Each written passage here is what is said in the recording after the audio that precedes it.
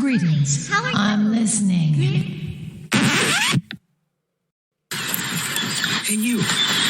Over here, Agent. Slayer. Yo, what's up? Hey, over here. Cursed one.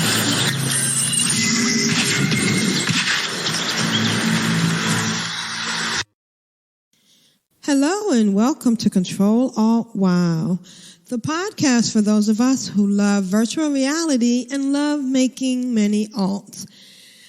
No, your ears aren't deceiving you. You have downloaded Ctrl Alt WoW, but Ctrl Alt WoW is now Ctrl Alt WoW in VR. I'm April, and I have been hosting this show since 2006. And we were focusing in one way, but my lifestyle went a completely different way. And so now I'm taking this podcast a completely different way. And we're going to talk about virtual reality, and we're going to talk about virtual reality in a way that I hope is clearer to some people. I listen to a lot of podcasts. I watch a lot of YouTube videos, and I have found that there are either two types of podcasts on virtual reality. One, particularly on YouTube, where the person shows what they're doing or gives tips and hints. And then the other kind are the professional and very well done. This is what's coming up. This is the news. This is a review of this game. Well, we're going to do something kind of a mixture and a little bit different. Just like when I started Ctrl Alt WoW, the only podcasts out there were Uber podcasts, basically for people who wanted to get this particular character to this level and do it this way, and it was only one way. Well, just like back then in World of Warcraft, there are many, many ways to do virtual reality. And virtual reality is something different to everybody. So I'm going to kind of share my world of virtual reality, and I hope that maybe it'll help you if you're thinking about getting a VR, or give you some ideas if you currently have a virtual reality device, or maybe you're just curious about what it's like. So, first of all, let's kind of talk about what is VR. So, back in the day, I had one of those click things, and I'll put a picture in the show notes. I still have one, a Viewmaster, and you could look into it, and you could see things that looked like there was a depth, a perception. Well, VR really hasn't changed that much from that device, but it's just bigger and more immersive. So, well, let's get started with my first segment. My first segment is how I got hooked on VR. And I'm going to go through each week and talk about a different step in my virtual reality experience. In September of 2017, I bought a PlayStation VR.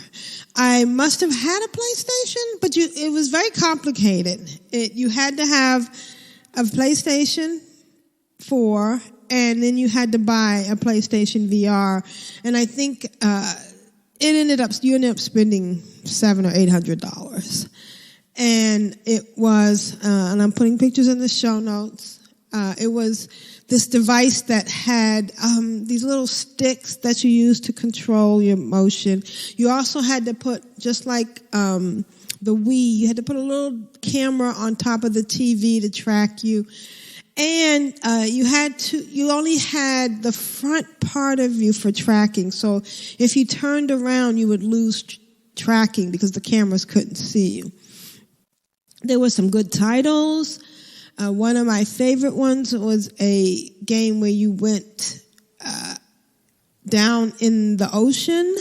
And actually, in the subsequent 6 years or 5.5 years since, there's not another equivalent game to that particular game. Or when I say game, when I say virtual reality, sometimes it's more of an experience. But this was one where you went down into the ocean and the sharks or whatever fish came at you. You were in a cage. It was very realistic. And, the whole thing with VR is that as you turn around, your environment is still with you. And being under the water was even more incredible. But that was not enough for me. I think part of it was the field around you, and also the fact that it had to be in front of a TV attached to this PlayStation VR. And then Rift came out, and we will go down my Rift journey in our next episode of Control Alt WoW. So I'm going to put some, if you're listening to this on the podcast, you're only going to get audio. There is a link to the YouTube channel where I will be posting the videos along with the audio. I'll figure it out. This is all new for me. I do kind of want to do a video podcast, but I think we'll start off with just the audio. So the show notes, which can be found at CtrlAltWow.com, you will see that I use a Bobo VR headset. So I'm wearing my device on my head, and I have this strap. And that's the neat thing. I compared the Quest 2 to an iPhone. You get this kind of naked device, and then you modify it to match your personality.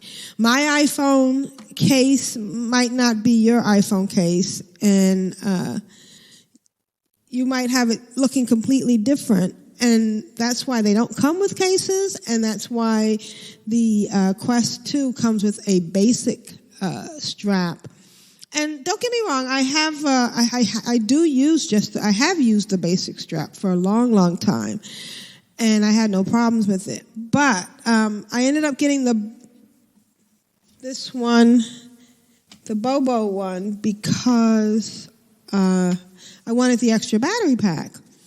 And I was really impressed with it. You can actually buy 2 battery packs, charge one up, and hot swap them in and out if you need to. So anyways, that's one of the headsets I use. I actually have a couple of headsets because when I was going to work, I used to leave one at work so I could play on my lunch hour.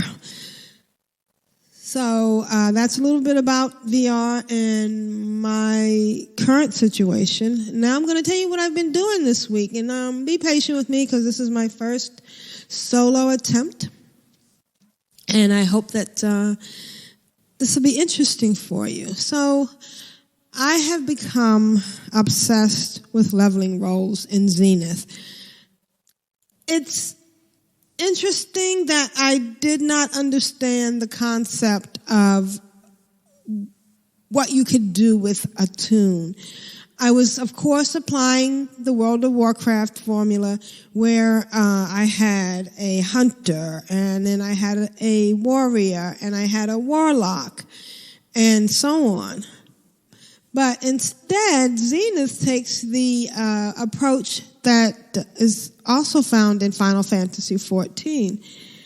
And in this case, you can have all the available skills. With Zenith, it is DPS, support, and tank. And support is also known can do healing.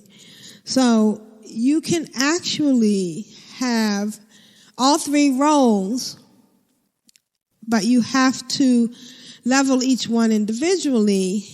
And that's what was confusing for me, that you could switch between roles. And when I figured that out, it brought out the alcoholic in me, and it brought out the purging in me, and it just makes so much sense because you invest so much in one character And I have a Blade Master and an Essence Mage. So those are the two main types you can have in Zenith. And then between each one of those, they can be a DPS, a support, or a tank, and at the same time. So this changes things for me on so many levels. First of all, when I played through an area of World of Warcraft with one tune, and I would go back with another, it would almost get monotonous because I would be doing the same quests over and over again.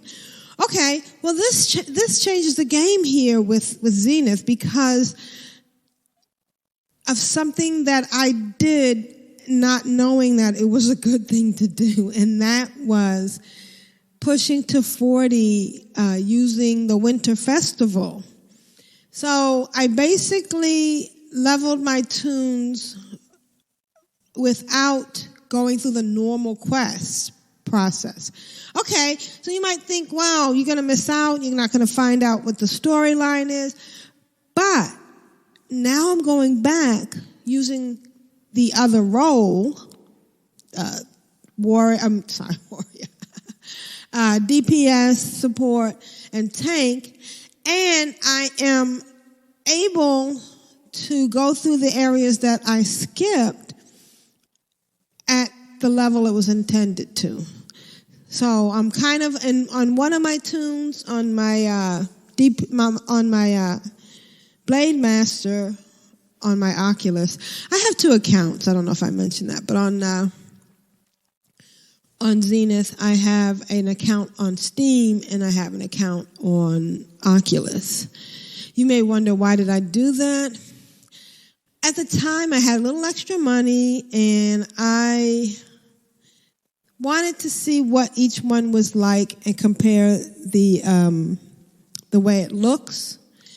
When I play on Steam, of course, I'm playing on, and that's a section I will go to next. At the end of this section, we'll go over the options of ways you can play on PC VR. But I have a Steam account, and I think part of the reason might have been that maybe I was worried that I would lose my Facebook account, because that was a big worry, you know.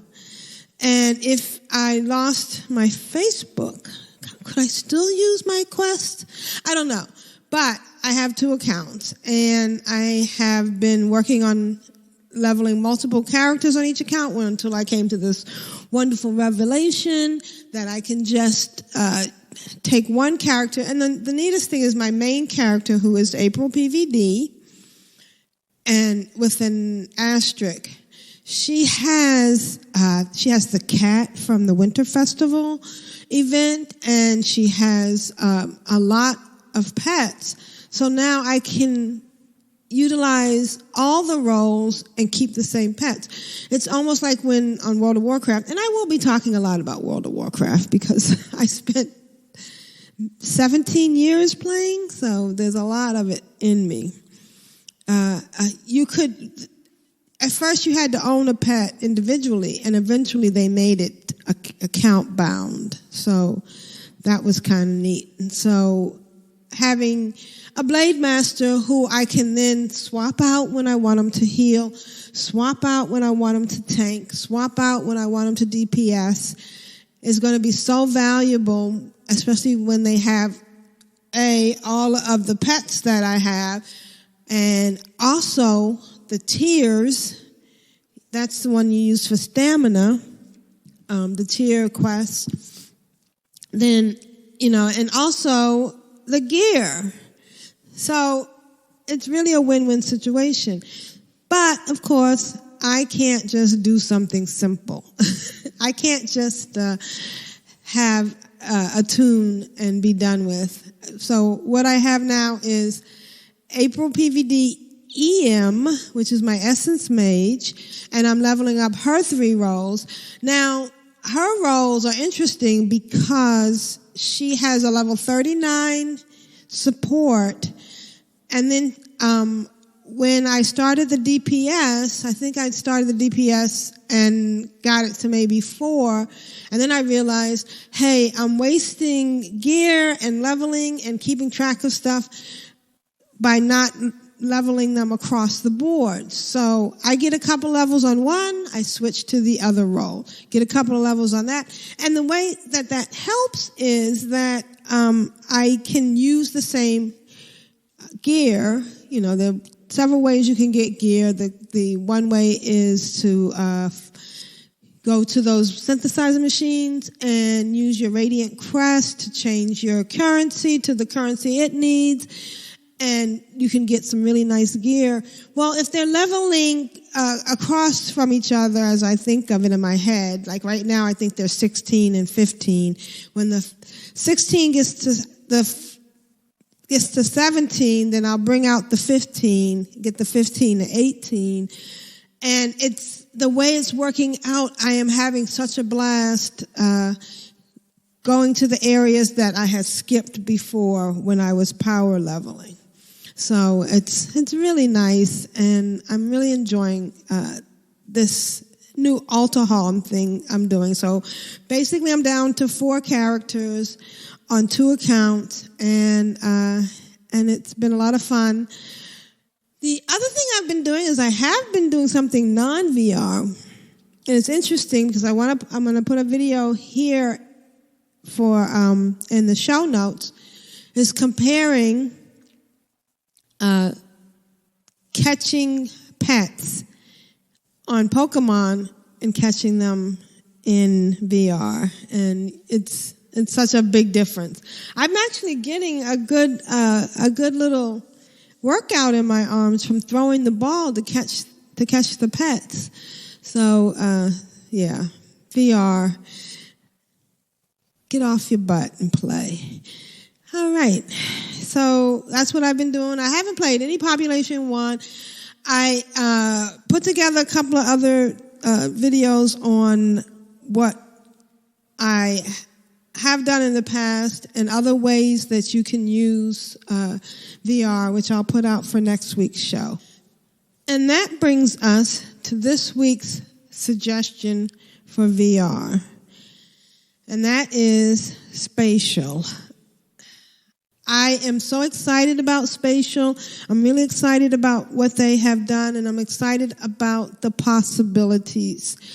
And Spatial is really unique in that it's not just a VR environment, or it's not just a virtual environment that can only be accessed with the headset. You can get the app for your phone, you can get the app for your iPad, and you can go to the website on your computer. And the spaces that I can walk around in Spatial in VR, you can move around as your flat screen avatar. You know, sometimes I say that word, flat screen, but I feel like it's a slight slur, but that's just the way I feel about computer stuff. The screen is so flat, and when I'm in virtual reality and walking around, it's just a whole different experience. Hope I don't offend anybody, but Spatial has so many different possibilities. You can put things in the room from anywhere from a picture, which is what a lot of people use it for. You can put in a video. I know there's other ways to import objects that are a little bit hard to do right now, but down the road I can see it being a lot easier. One of the things I want to do is make memory rooms, and I'm working on some concepts where you create a template. And there's many different ones, some that look like auditorium, some that look like a museum or a place, just with portrait gallery. And there's one that looks like a country, a house on the lake, and it's really beautiful. So what I was thinking is I would make each one a receptacle for a specific period in my life as a storage. Because you can do videos, I could put little movies in there to explain. Of course, the limitations are that you have a certain amount of space to take up in each place. But from what I'm looking at, there is an unlimited amount of buildings you can have. It doesn't seem to limit you. There are two versions of accounts. One is just a simple building that you can have, and it seems like I said, as many as you want, and up to 5 people that can come in. You can also get a professional account, and I think it was $24.99 a month. And you can have a bigger building, a bigger venue, and up to 500 people coming and going at one time. So it's kind of interesting. Look into it. And it's going to be something that we're going to be into eventually, getting on the ground floor. It pulls from several different areas, VR, the apps. It's very integrated, and I guess what I'm saying is it's something that multiple people could get into easier, and I like that. Cross-platformed and accessible. You'll see it if you check it out. It's easy to move around. You get to make your own avatar. Spatial, check it out. I like it. Okay, so I just want to give a shout out to Grand Negus and Constructs for all the many episodes of Ctrl-Alt-WoW that they joined me on. I want to shout out to Curly and also to Kyle. They will still be going. Grand Negus and Construct will still be going on with Ctrl-Alt-We game, and they'll be talking about the same things that we were talking about before. I just felt that my version of game playing has just been such a different path. And I'm glad that I have the opportunity to share it with you in this format. And I look forward to showing you more. Now, if you have any questions, please let me know. There's a high learning curve to getting into VR. And I think that if you have someone to help you, or at least show you the right way, it will cut down on a lot of barriers to getting into virtual reality. I had to wing a lot of it myself. I did a lot of research. And I'm glad I'm here. And I'd like to welcome you into virtual reality. This is AprilPvd. Thank you for allowing me to join you in your reality. I hope to see you in virtual reality.